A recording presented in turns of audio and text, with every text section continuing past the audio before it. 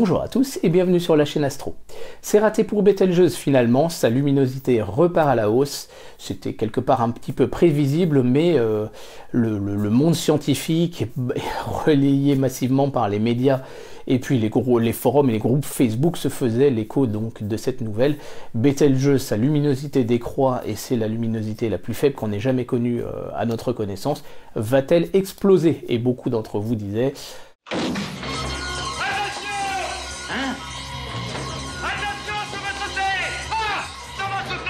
J'aimerais bien connaître une supernova de mon vivant. Donc finalement c'est un peu raté, mais aujourd'hui je vous propose un épisode pour parler justement de ces supernovas et de comment observer les supernovas. Est-ce qu'il ne serait pas possible soit d'en observer de notre vivant, soit d'observer les rémanents de supernovas.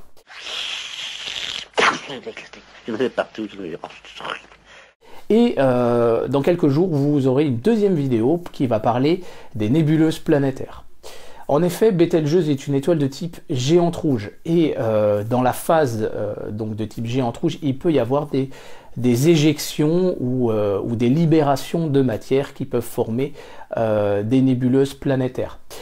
C'est quelque chose qu'on a connu, où on va en parler. Et vous avez également des étoiles moins massives que 8 fois la masse du Soleil et qui peuvent donner lieu simplement à des nébuleuses planétaires sans supernova. Donc ce sera le deuxième épisode donc de cette petite série sur la mort des étoiles. Voilà, donc aujourd'hui je vous propose de parler de 3 exemples de supernovas à venir, mais de parler également de 8 exemples de supernovas qui ont eu lieu, et de parler en fait de voilà pourquoi est-ce qu'on ne voit pas beaucoup de supernovas dans notre galaxie, mais également comment observer des supernovas malgré tout, en particulier sur des galaxies voisines. Et c'est maintenant sur la chaîne Astro.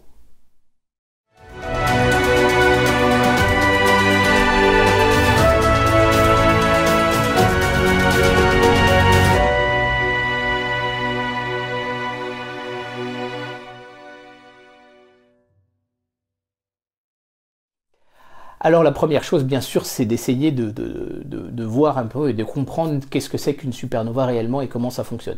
Il existe 3 types de supernovas, mais le troisième est toujours en cours de théorie et de vérification chez les astrophysiciens. Donc je vais parler plutôt des 2 types principaux qui là sont quand même beaucoup mieux connus. Le premier type, c'est l'effondrement de cœur. C'est ce que va connaître justement Betelgeuse dans environ 10 000 ans.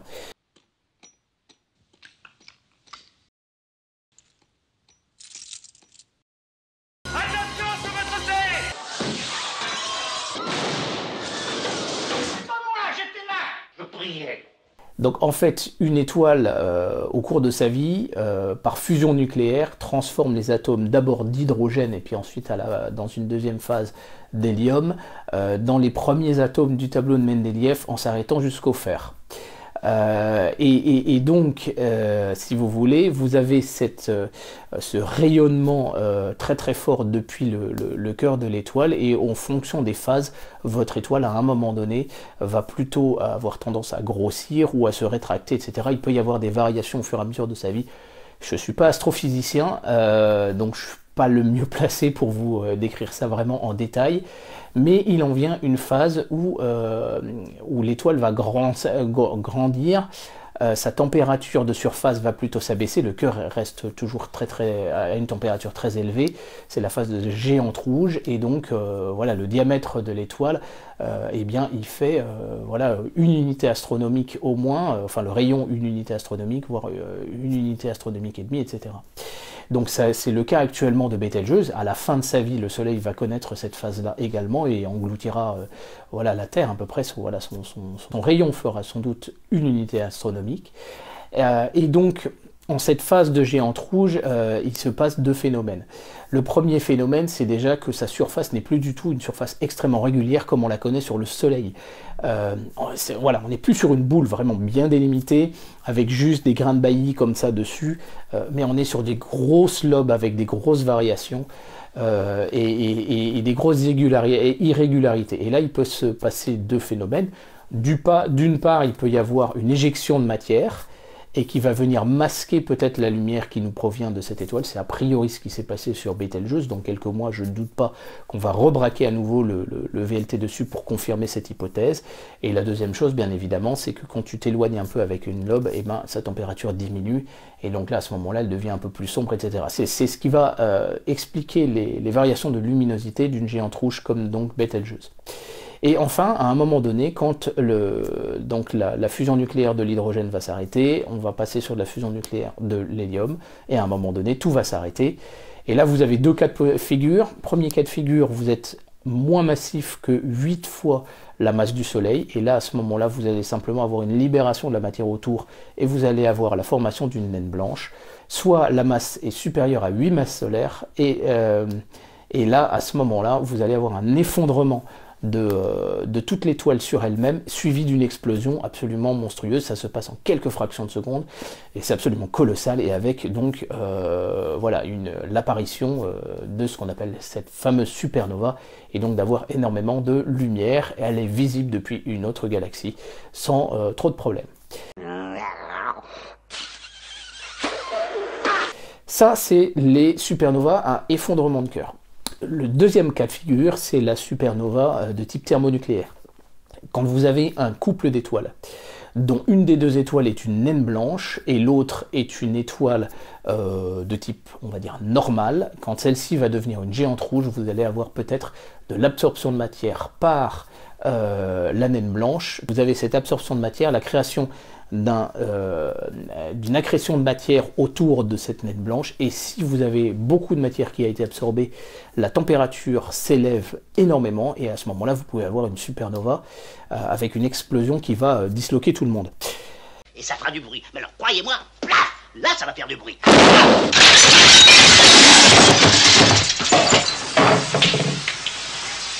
Donc on va prendre trois exemples de ces deux types, qui sont donc trois exemples qui sont actuellement surveillés bien évidemment par les astronomes du monde entier. Vous avez Betelgeuse, donc ça on en a déjà parlé.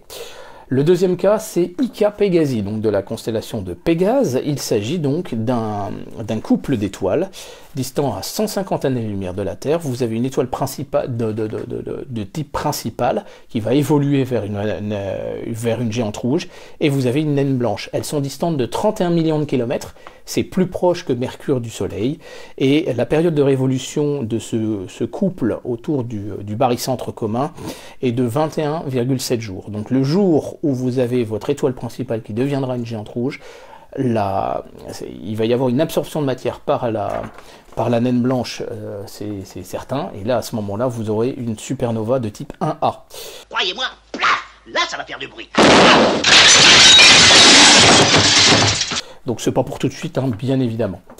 Le deuxième type donc, de supernova, on a dit effondrement de cœur, et bien vous pouvez avoir même ce qu'on appelle une hypernova. C'est quand vous avez vraiment une étoile extrêmement massive, et c'est le cas de l'étoile Eta Carina, donc de la constellation de la Carène, hein, donc visible depuis l'hémisphère sud. Alors il s'agit en plus de ça d'un système double qui a une période de révolution de 5,5 années, mais surtout la première, elle fait 100 masses solaires, c'est absolument colossal.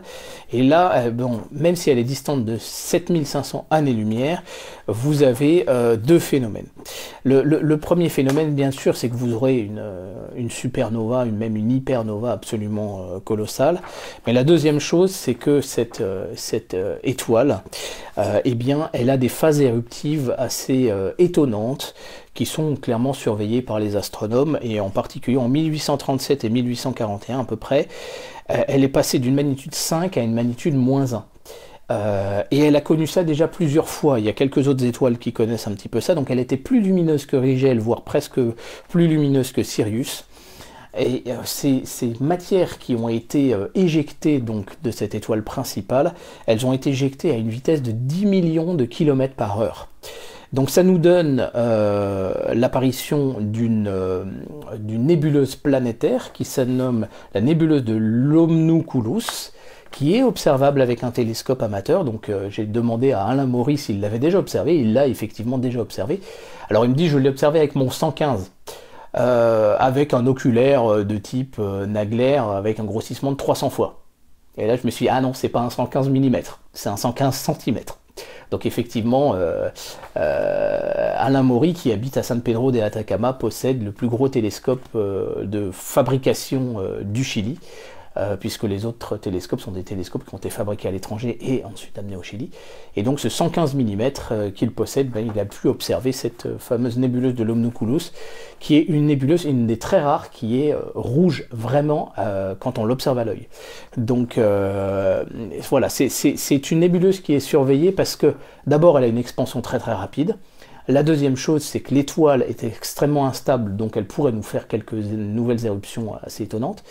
Et la troisième chose, c'est que cette matière qui a été éjectée par cette étoile donc en 1840, elle est en train de s'en éloigner et l'étoile devient progressivement plus brillante parce que la matière n'est plus devant. Et c'est un peu le phénomène qu'on est en train d'observer, février 2020, avec Betelgeuse qui repart à la hausse, c'est qu'a priori la matière, si c'est bien l'hypothèse d'une matière qui a été qui s'est séparée de la surface donc de Betelgeuse, eh bien, si elle s'en éloigne à un moment donné, eh bien Betelgeuse reprend son éclat. Donc ça, c'est vraiment trois étoiles qui sont surveillées et voilà, par les astronomes du monde entier. Maintenant, je vous propose de parler de 8 supernovas qui ont eu lieu. On va parler des plus récentes à la plus ancienne. Alors bien évidemment, cette liste n'est pas exhaustive. Et alors vous allez avoir deux cas. Vous allez avoir des supernovas dans une autre galaxie que la nôtre, et vous allez avoir le cas d'avoir des supernovas qui apparaissent dans notre galaxie. Alors la première, c'est j'ai choisi de vous parler de la supernova 2017 EAW qui a eu lieu donc dans la galaxie NGC 6946, la galaxie du feu d'artifice dans la constellation du Cygne. Donc c'est une supernova dont j'ai eu l'information parce que tout le monde s'en était fait l'écho sur le forum, et donc j'ai pu la photographier au moment, voilà, quelques jours après son maximum, quelques jours après son apparition. J'étais aux rencontres astronomiques de printemps à Craponne-sur-Arzon, comme par hasard, et je l'ai photographiée un an après où elle avait disparu. Donc on peut faire le clignotement avant-après. Donc on est sur une distance de 7,8 millions d'années-lumière. Donc c'est quand même assez énorme, et pourtant on arrivait à la voir, donc elle était de magnitude 12,6, alors que l'étoile était connue, elle était plutôt de magnitude 20. Donc elle a été découverte le 14 mai 2017 par Patrick Wiggins. Voilà, donc la galaxie du feu d'artifice est une galaxie à surveiller parce qu'elle a à peu près 10 supernovas par siècle. Donc elle est quand même assez célèbre pour ça, et c'est quand même assez sympa. Deuxième galaxie, deuxième supernova qui a fait cette fois un grand bruit quand même, il s'agissait de 1987A dans le Grand Nuage de Magellan. C'est une galaxie irrégulière satellite de notre Voie lactée, et donc elle a été apparue sous la forme d'une étoile visible à l'œil nu de magnitude plus 3. Elle est apparue le 23 février 1987. Donc elle est surveillée encore aujourd'hui parce que bien sûr à l'époque, juste quelques mois après, le VLT a été envoyé sur orbite. Donc on a fait des photos avec le VLT de cette supernova et on a essayé de suivre son évolution. Et on a constaté deux choses. La première chose qu'on a constatée, c'est qu'il y avait deux anneaux de part et d'autre, mais qui étaient antérieurs à la supernova. C'est pour ça que je vous parlais de ces éjections de matière possibles et probables de Betelgeuse, et que l'on a aussi sur l'étoile Eta Carina, puisque c'est quelque chose qui peut se passer plusieurs années, plusieurs dizaines ou milliers d'années avant la supernova proprement dite. Et la deuxième chose, c'est que l'explosion de la supernova nous a fait un anneau central. Et actuellement, on est en train d'essayer de chercher qu'est-ce qui est devenu du cœur de l'étoile. Il n'y a plus de naine blanche, il n'y a pas de naine blanche, ça a vraiment explosé, c'est une supernova. Est-ce que c'est une étoile à neutrons? Est-ce que c'est un trou noir? Est-ce qu'il n'y a plus rien? Aujourd'hui, on est en train d'essayer voilà, de comprendre ça. Donc quand on parle d'étoile à neutrons, on parle de pulsar. Donc en l'état, voilà, elle continue d'être surveillée, et on commence à avoir une petite animation de l'évolution de cette supernova. Alors, maintenant, dans notre Voie lactée, de quand date la dernière supernova? Alors, la dernière supernova, en tout cas découverte et connue de l'homme, elle remonte à peu près à 1900. Donc, c'est une supernova dans le Sagittaire. Hein, elle s'appelle G1.9 plus 0.3, c'est son code. C'est une supernova qui est invisible en optique. Alors le rémanent de la supernova est invisible en optique. Pourquoi? Parce que Il est il est très loin de nous. En distance, il est à 27 700 années-lumière. Et donc, en fait, c'est une zone qui est tellement dense qu'on n'a plus de lumière visible. Donc, en fait, on l'observe avec du radiotélescope ou des rayons X.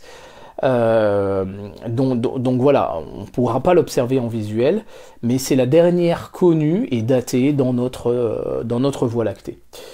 Par contre, la dernière qui a été observée dans notre Voie lactée, c'est la supernova 1604. Donc les codes des supernovas, quand ils ont été observés, ça s'appelle SN et le numéro de l'année, et ensuite des lettres pour codifier le numéro de la supernova dans l'année. Donc SN 1604 a été observé par Kepler. Donc c'est pour ça qu'on l'appelle la supernova de Kepler, et elle a un rémanent qui s'appelle 3C 358, donc dans la constellation du Serpentaire. Ça nous a fait une étoile, l'apparence d'une étoile de magnitude -3 et elle a été visible à l'œil nu pendant 16 mois quand même. Elle est à 7500 années-lumière, et donc aujourd'hui le rémanent fait 6,2 années-lumière de diamètre. Voilà. On a en 1667 Cassiopeia A, encore une autre supernova. Donc c'est la source radio la plus forte du ciel après le Soleil, il faut le savoir. Et elle aurait été observée depuis l'Irlande, je crois, je vous mets un lien dans la description. On ne sait pas précisément dater cette supernova, donc 11 000 années-lumière de distance. Par contre, elle n'est pas visible donc en visuel. Voilà, on continue notre petite visite dans le temps avec la supernova 1572. Cette fois, c'est la supernova de Tycho dans la constellation de Cassiopée avec une magnitude -4 et à son maximum et visible pendant 12 mois. Elle était à 7500 années-lumière également. Et aujourd'hui, le rémanent fait 8,97 années-lumière de diamètre.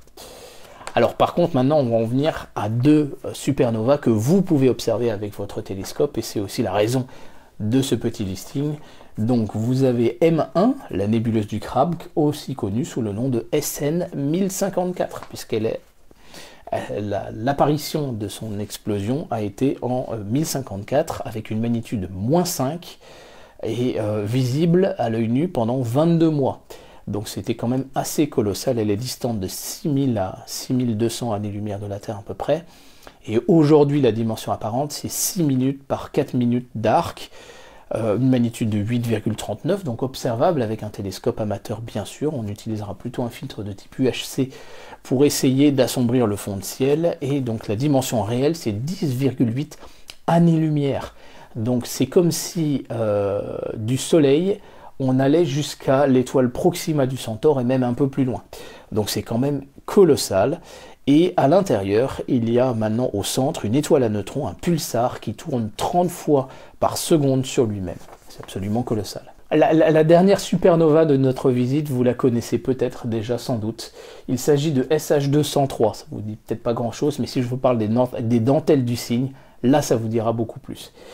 En fait, c'est assez récemment qu'on a compris que les différentes dentelles du cygne, donc NGC 6992, 6960, 6974 et 6979, étaient une seule et même réalité spatiale, donc dans la constellation du Cygne, et on pense qu'elle a explosé il y a à peu près 10 000 ans, mais c'est pas précis. Donc vous trouverez sur une application comme Sky Safari la dimension individuelle de chacune de ces différentes franges de la dentelle, puisqu'elles ont des codes indépendants.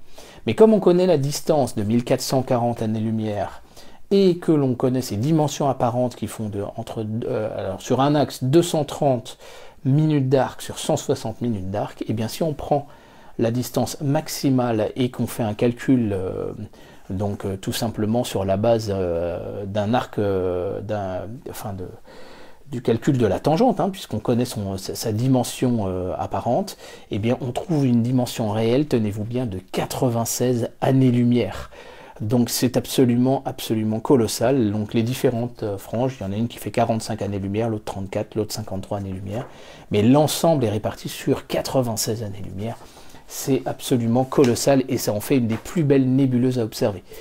Ne croyez pas que vous ne pouvez pas l'observer avec votre télescope, avec un faible grossissement et un filtre UHC, c'est possible, même avec voilà, une bonne paire de jumelles bien lumineuses et un filtre UHC, ou avec, voilà, avec un chercheur de 50 mm et en prenant un oculaire donc plutôt de longue focale, on avait réussi à le faire lors des estivales WebAstro une année. Alors vous allez me dire, tout ça c'est bien gentil, mais moi j'aimerais bien voir une supernova de mon vivant et pas seulement un rémanent de supernova.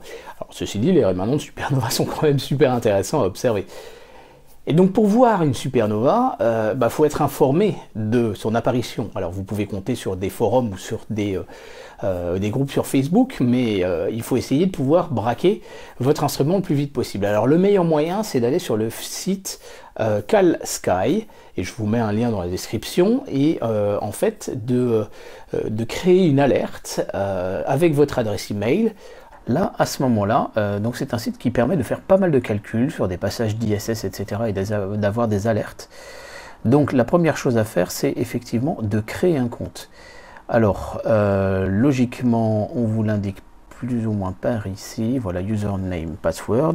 Et donc, une fois que vous êtes arrivé sur votre compte, donc bon, il y a quelques questions qui vous sont posées, et bien là vous allez pouvoir aller jouer avec vos alertes. Donc vous avez Email and Alert Manager qui est ici, qui vous ouvre une fenêtre, et là vous allez pouvoir paramétrer vos différentes alertes. Donc vous voyez que j'ai déjà des alertes intéressantes, avec des passages de l'ISS, avec des crossings, donc des transits de l'ISS devant des planètes ou devant la Lune, des informations sur les comètes, sur les aurores, etc. Et donc sur les supernovas, c'est pareil.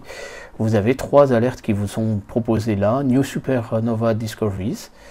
Alors, il peut y avoir plus brillant que la magnitude 14, ou il peut y avoir sans considération de magnitude. Il peut y avoir Your Supernova Brightness Today, donc là ça peut être aussi une deuxième alerte. Donc il suffit de cliquer sur une alerte, alors il vous demande d'accepter les conditions du site, donc vous le faites. Voilà, on va prendre celle-là. Vous voyez qu'elle a été rajoutée, et on va mettre aussi donc New on a mis, on va mettre celle-là en plus. Voilà, et quand vous avez donc ces alertes qui sont paramétrées, vous pouvez choisir les jours de la semaine, et puis alors les intervalles apparemment elles sont fixes, à laquelle il va vous envoyer donc un mail. Donc une fois que vous avez fait ça, voilà, c'est tout simple, c'est déjà paramétré, et vous allez recevoir un mail de ce style-là, donc vous voyez, qui m'indique qu'une nouvelle supernova a été découverte. Donc là, c'est seulement les supernovas plus brillantes que la magnitude 11,5.